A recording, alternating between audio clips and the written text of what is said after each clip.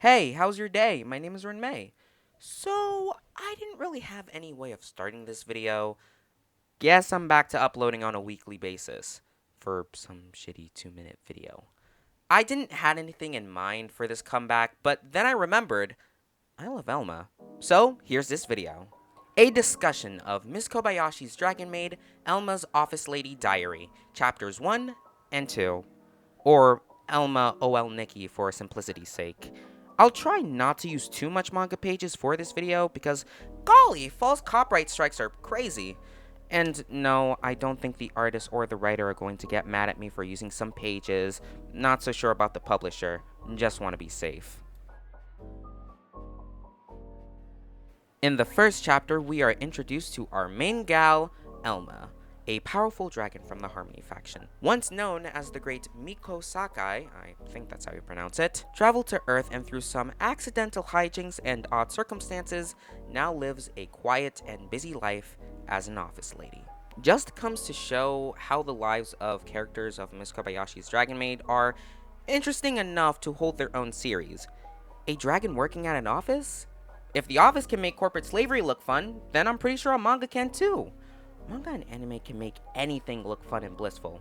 Seriously, episode 4 of Dragon Maid made back to school shopping look completely unagonizing. How? I digress. We are introduced to Elma's good work ethic, her reason for staying on Earth, and her sense of exchange. But most importantly, food. She does work around the office in return for some sweet and or delicious snacks. If a lesson were to be learned here, is that if someone does something for you, you pay them back by instigating their eating disorder. We are then reintroduced to the woman, the legend, Miss Kobayashi. Her portrayal in Elma OL Nikki is pretty good. She's portrayed as this wise big sister type, which makes sense. Elma hadn't been here that long, so she would need a more experienced character to bounce her inexperience off of. Kobayashi fills that position perfectly, telling her that no matter how much she has to endure, she shouldn't overwork herself and take breaks. Swear to goodness, everything this woman says is so quotable. We are then reintroduced to Elma's reason for staying on Earth, Toru. Her initial goal was to bring Toru back to the other world because dragons disrupt the order on Earth. I'm sorry, but what order? We go to school and get jobs, and if you want to be adventurous, you can become a YouTuber and not go to college and not have a backup plan for when things crash and burn. She says all these things about Toru, but Kobayashi just says they'd be good for each other. Cause if you and your significant other want to kill each other, you guys are probably married. Family court, yay! We are then reintroduced to Toru. And their dynamic, for lack of a better term, is fun. It's hard to describe.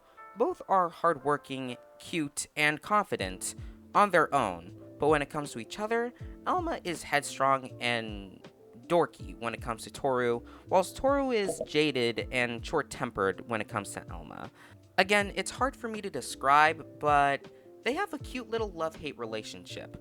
For Toru to threaten her and then Elma proclaim, "I'll bring you back to the other world one day." But here's a gift. Says something, doesn't it? But in all seriousness, the other and most likely the real and only reason is because of nostalgia. She wants to bring Toru back to the other world because she's simply nostalgic of all the fun and good times they had way back when. I already talked about it in a video before, but Elma just wants her friend back. And their little love-hate relationship shows while yes, they ended everything on bad terms, they still somewhat tolerate each other. I nearly cried when I first saw this page.